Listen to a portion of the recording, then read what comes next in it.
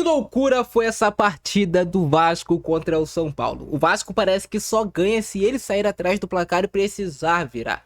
Não foi uma partida mágica do Vasco, isso já tá muito claro pra vocês. Não foi aquela partida que tecnicamente o time acertou tudo, mas foi uma partida que o Vasco teve muito mais coragem e imposição em cima do São Paulo. E isso às vezes faz a diferença em um campeonato de pontos corridos, onde muitos times são equilibrados, cara. O time do São Paulo tem bons jogadores, o time do Vasco também tem alguns bons jogadores. Se você pegar ali e colocar na balança, são times que acabam se equivalendo, né, cara, no papel. Cada um vai ter um jogador melhor em cada uma posição, mas tudo muito equilibrado. Então às vezes a atitude é o que faz a diferença. E aí um jogo que o Vasco não começa tão bem assim. São Januário lotado, não cabia nem mais uma pessoa. Hoje mais de 20 mil torcedores vascaínos em São Januário. E o Vasco não começa tão bem a partida, né? O São Paulo já de cara mostrou ao que ele vinha, né? O São Paulo vinha para marcar com bloco baixo, tentar sair em contra-ataque e, claro, quando pudesse também ter a posse de bola. Mas a ideia do São Paulo era mais ter esse bloco baixo, dificultar a vida do Vasco, entregar a bola para o Vasco e explorar os espaços deixados pela equipe Cruz Maltina. E acaba funcionando de uma forma que o Vasco leva a gol todos os jogos, com erros individuais. Porque o gol hoje que o Vasco levou do São Paulo foi com erro individual. Primeiro o Cuiabano faltou ele mapear e ver que o Calleri estava logo nas costas dele. Esse simples movimento, se ele tivesse feito olhado para trás, ele teria visto que o Calleri estava atrás dele em uma situação ali de 1 contra 1 contra o Robert Renan e ele não teria feito esse passe para trás. Ele teria afastado essa bola para frente, que estava fácil. O Rafael errou a reposição, tentou o Calleri, deu na cabeça do Cuiabano. O Cuiabano errou, tocou para trás e aí a gente tem essa disputa corpo a corpo. O Robert Renan até se recupera, só que ele não esperava e ele foi enganado também pela qualidade técnica do Calleri. A gente precisa falar que ele tirou completamente o Robert Renan da jogada. Com essa finta, com esse drible de corpo, ele faz a finalização. O Léo Jardim até pega, mas aí o Luciano estava na frente no rebote para fazer o gol do São Paulo. E isso deixa o Vasco em uma situação muito difícil, porque a gente sabe que esse Vasco tem dificuldade de propor o jogo. E outro problema, o Vasco joga sem centroavante. O David, ele faz a função de centroavante. E dependendo da partida, o David pode ser interessante. Se for um jogo que o Vasco tiver mais espaço, para contra-atacar, o David tem um pouco mais de velocidade, pode até ser interessante, mas nesse contexto já não era mais interessante. O São Paulo faz o gol, baixa completamente o seu bloco, chama o time do Vasco, o Vasco só encontrava mais espaço para jogar no campo pelos lados, com o Paulo Henrique pela direita, o Andrés Gomes estava muito bem marcado na esquerda. Tu vê que o São Paulo fazia uma marcação muito forte ali do lado esquerdo de ataque do Vasco, onde estava o Andrés Gomes, estava o Cuiabano, o Thiago Mendes se aproximava ali também para tentar jogar, até o Tietchan tentava dar peso ali, mas estava difícil. O Andrés Gomes até consegue uma, duas boas jogadas, o Cuiabano, depois que ele tem a falha, né, obviamente, pesa assim com certeza na cabeça do jogador, começa a errar muito mais do que ele erra naturalmente, o Cuiabano. O Robert Renan não estava também tão bem assim tecnicamente na partida, errando alguns passes bobos, e o time do Vasco até cria uma, duas possibilidades de gol. Poderia ter marcado gol se tivesse já um centroavante de área, porque se vocês repararem, o Vasco até consegue gerar alguns cruzamentos interessantes. Teve uma bola pro David, que ele cabeceia em cima do Rafael, que talvez se é um centroavante mais matador, cabeceia ou faz o gol, ele dá muito mais perigo pro adversário. O David não tem essa característica. Então o jogo já pedia que o Vasco colocasse mais pessoas dentro da área, mais jogadores, já que o São Paulo não oferecia tanto risco assim nos contra-ataques. O São Paulo não era aquele time que tinha velocista pelos lados do campo. O Arthur não tem tanta velocidade, o Calera não tem tanta velocidade, até briga. O Luca era quem tinha mais velocidade pelo lado, mas também não estava conseguindo ser muito efetivo. O jogo vai para o segundo tempo e o Renato Gaúcho faz uma substituição que era muito necessária. Tirar o Tietchan, que estava jogando como ponta, e aí não tem como, cara. O Tietchan jogando como ponta, você acaba até queimando o jogador. Eu entendo que ele vem pro meio para jogar quando o Vasco tem a posse de bola, mas não é esse jogador criativo no ataque, como por exemplo é o Watson, que entra e é extremamente importante para a virada do Vasco. O Watson é um jogador ativo. O Vasco agora passa a ter perigo pelos dois lados do campo, com o Adson e com o Andrés Gomes. Então o São Paulo ele não precisa só se preocupar com a esquerda. Tem um extremo pelo outro lado, que também tem um contra um, que também tem boa qualidade de finalização, boa qualidade de passe. O Adson é esse ponto, mas ele tem muita qualidade no passe, vocês perceberam. Ele tem um bom refino técnico para passar a bola. O Adson, e ele é um jogador inteligente. Ele não é aquele cara que ele desperdiça as bolas de bobeira. A bola cai no pé dele, geralmente sai algo positivo. Até me espanta o Adson não tá tendo tantas oportunidades no Vasco. E o Vasco ele vai chegar à virada. O Puma Rodrigues também tinha entrado. O Vasco com esse cenário, né, de Vasco no campo de ataque, não tanto criativo, mas tentando gerar alguns cruzamentos. E um São Paulo com um bloco bem baixo de marcação. O Calleri já estava sozinho, completamente sozinho lá na frente. Até o Luciano já estava voltando mais para marcar. E o Calleri passa a perder todas as bolas para o Robert Renan. O Robert Renan se recupera no jogo, ele se impõe fisicamente. É isso que a gente espera dos zagueiros do Vasco. Cara, tem um jogador lá na frente do adversário, tu tá com a sobra de 2, você tem que ganhar. Esse cara nem é rápido, ele até pode ser forte, mas ele nem é rápido. Tem que ganhar essa bola, tem que matar essa jogada pra você seguir pressionando. E aí o Vasco começa a recuperar essa segunda bola, começa a matar o São Paulo. E aí o Renato Gaúcho percebe que o jogo pedia presença de área. E ele tem 2 centroavantes no banco que ele não utiliza, o Spinelli e o Brenner. E a resposta vem muito cedo, porque o Spinelli entra em menos de 30 segundos e ele já quase marca o gol. Já tem presença de área, já é um cara que sabe o atalho para fazer o gol, sabe o caminho do gol, o Spinelli. Começa a dar mais preocupação no São Paulo. O Spinelli ficou como centroavante mais fixo, o Brenner como esse cara funcionando como um meia. O Brenner é um jogador extremamente versátil, o Brenner também entrou bem no jogo. Pouco a gente vai comentar, mas ele entrou bem no jogo, deu uma boa dinâmica para a equipe do Vasco, e ele entrou com muita vontade hoje, o Brenner recuperando bola, brigando. É um jogador que vai ainda render, eu tenho certeza disso. E o Vasco chega ao gol de empate nessa empurrança, bola pra lá, bola pra cá, bate, rebate. O Vasco consegue um escanteio e sai o pênalti, né, do Caleri, que foi muito pênalti. O juiz, ele demora até mais da conta pra revisar. O Caleri, pô, com o braço completamente aberto, a bola cabeceada pelo Puma, pega no braço dele, pênalti pro Vasco. O Puma bate mal o pênalti. Só que hoje era pro Vasco vencer. O Puma bateu mal o pênalti, mas o Rafael falhou no pênalti e o Vasco fez o gol. E aí o jogo vira completamente a favor do Vasco, mesmo com o São Paulo fazendo cera, parando a todo momento. O São Paulo já não criava mais nada, o Vasco recuperava a maioria das bolas, ganhava as divididas em posição física e um São Paulo cansado. O São Paulo foi cansando. Só que o fato do Vasco ter feito gol também dá uma obrigada ali no time do São Paulo a ir mais pro campo de ataque, então agora já tem espaço para jogar.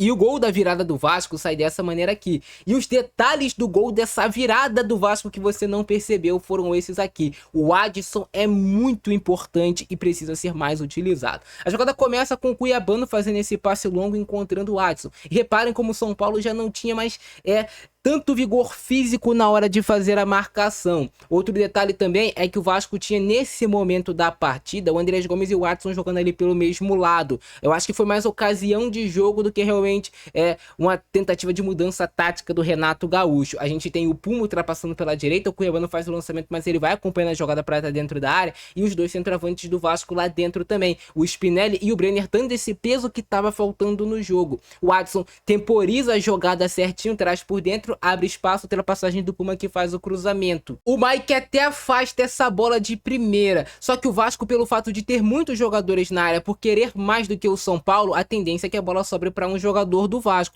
E essa bola sobra limpa pro Watson, que ajeita, faz a finalização, talvez até tivesse o caminho do gol. Só que, cara, é impressionante que quando as coisas conspiram a favor de um time, a gente pode falar assim, até o errado dá certo. A bola bate no Brenner, volta no Andrés Gomes e aí caixa gol da virada do Vasco. O Andrés Gomes consegue finalizar bem também, né, tirando ainda do Rafael, e o Vasco foi coroado porque tentou mais e por isso mereceu essa virada em cima do São Paulo. O contexto do jogo estava muito claro ali para quem quisesse ver. E assim foi a vitória de virada do Vascão da Gama em cima do São Paulo em São Januário. O Vasco até começou com essa possibilidade aqui, um bate-rebate dentro da área, um Vasco mostrando que buscava ser perigoso pelos lados do campo desde o início da partida, mas assim, fica muito perceptível que o Vasco sente falta desse matador na área. Esse é o gol do São Paulo, já expliquei pra vocês como saiu o gol, pra quem viu nesse mesmo vídeo, lá no início eu expliquei como saiu esse gol do São Paulo. O Luciano sai fazendo graça, chuta a bandeirinha do Vasco, é um tremendo de um babaca, né, cara? Sai fazendo graça, aquele cara fez um gol contra o Vasco, quer fazer graça, quer aparecer pro torcedor. Cara, comemora o teu gol na tua, quer não, São Paulo manda aqui, ó. São Paulo manda aqui. E aí no final das contas a gente já sabe o que aconteceu, né, a virada do Vasco. Nada contra o São Paulo, mas é querer colocar uma marra que não tem, né, pelo amor de Deus. Tentativa de novo do São Paulo na área, o Vasco consegue interceptar bem. Aqui o Vasco vai ter essa jogada com o Robert Renan, que assim, é visível como os jogadores do Vasco sentem mentalmente, né? O Robert Renan sabe que foi driblado no lance do gol, sentiu, demorou pra se recuperar no jogo, mas depois se recupera bem. E aqui, cara, o que eu falo pra vocês da presença diária que às vezes falta. De um centroavante, porque o São Paulo não tava marcando bem essa bola não. Olha só quantos cruzamentos o Vasco conseguiu conectar na cabeça do Barros primeiro, depois na cabeça do David. Mas se você tem um exímio cabeceador, aquele cara que realmente está acostumado e tem um fundamento, vai ter muito mais perigo assim pro adversário, a gente pode falar. Essa bola na trave do Andrés Gomes. O Andrés Gomes, ele é um jogador que ele pode errar, ele pode acertar. Mas ele tenta o tempo todo. Toda bola que ele pega, ele vai tentar algo diferente pro Vasco buscar o gol. Mais uma tentativa do David. Poderia ter tentado o cruzamento na área. O Barros tinha subido ali, né? Que é uma característica nesses times do Renato, já dando um pouco mais de liberdade pros volantes. Essa bola que pega na mão do Bobadilha do São Paulo. Já era um Vasco mais exposto a esse tipo de situação de contra-ataque, né, cara? É normal. Qualquer time que tá ganhando precisa se expor. Só que aí o Vasco, ele vai cometendo erros técnicos. E o clima, né, de São Januário, que tava jogando a favor, passa a jogar já um pouco contra. Você vai cometendo erros técnicos, a torcida já começa, pô, pegar no pé, chiar, é normal. Com todas as equipes. O torcedor ele não tem aquela paciência toda, né? É porque o Vasco vem de uma sequência difícil, complicada. Mas agora voltou a vencer. E aqui um lance do São Paulo que assustou no início do segundo tempo. Essa bola aqui do Luciano, mas o Vasco conseguiu cortar. Ainda era um momento da partida que o Vasco estava muito inseguro no jogo, errando muito. Com dificuldade de se impor. Com muito medo de errar. O medo de errar, cara, às vezes faz você não acertar. E aqui o Vasco já mostrando como seria o jogo. Bola para um lado, depois tenta balançar para dentro da área, faltando ainda o centroavante. Esse lance aqui o juiz marca a falta do Cuesta. E aqui eu acho que o Cuesta foi bem, perdeu a jogada. Ele foi mal perdendo a jogada, mas depois ele foi bem parando o contra-ataque. Tem que parar também com falta tática, cara. Tu não pode, vou ser bonzinho, não vou fazer falta no adversário. Faz a falta, é do jogo. Para, se reorganiza e depois você tenta a jogada. E aqui um lance decisivo, pouco a gente vai falar, mas o Cuiabá não salva essa bola em cima da linha. Ele falhou no outro gol, mas nesse ele salvou em cima da linha. Que salvada absurda do Cuiabano, cara. Aqui era muito gol do São Paulo, né? O Puma é facilmente driblado pelo Luca, o Caleri finaliza. Mal de primeira, mas na segunda o Cuiabano salva de barriga. E são esses lances assim que depois dão ânimo para a equipe conseguir uma virada, né? Um gol perdido pelo adversário, você salva o gol e você pega a confiança de novo no jogo. E aí a mudança que foi decisiva, né? A entrada do Spinelli e do Brenner, assim, pro jogo virar pro Vasco. O jogo pedia isso. E já tiveram outros jogos também pro Vasco que pedia isso, né? Olha só. Primeira jogada já tem presença de área, já tá perturbando agora o adversário, tá com dois caras lá dentro da área que podem fazer o gol.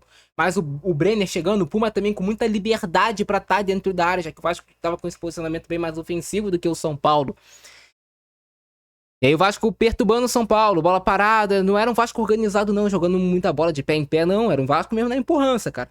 Vamos que vamos. Precisa ganhar esse jogo. Tem jogos que são assim. Nem todo jogo, se você não tem a sua equipe, falar que se tu não é o PSG do Luiz Henrique. E é nesse escanteio que depois o Spinelli perde esse gol de cabeça, né? Ele primeiro finaliza a defesaça do Rafael, mas aqui o pênalti do Caleri. O juiz viu primeiro que foi pênalti, ele viu no campo, cara, mas ele precisa ser chamado no VAR pela incompetência e o medo, cara. O medo de marcar algo que tava muito claro, todo mundo viu no tempo normal, o braço do Caleri aqui em cima, quase dando tchau. Cara, olha isso. Ele fica com medo de marcar, receoso. Marca logo, irmão. Olha isso. Aí ele viu 1 milhão de vezes para depois ele ver. Cara, olha como é claro o pênalti. Aí ele com muito receio, pô, não tem como não marcar esse. Marca e sai o gol do Vasco de empate.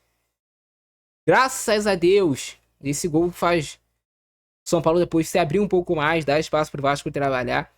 E naquele momento do jogo, o Vasco tinha um time melhor do que o do São Paulo tecnicamente na partida, assim, a gente pode falar, se tu pegar nome a nome. Gol da Pumita Rodrigues de pênalti, graças a Deus, cara. Que gol. Esse gol foi do primeiro alívio, mas o alívio verdadeiro vai ser no segundo gol do Vasco.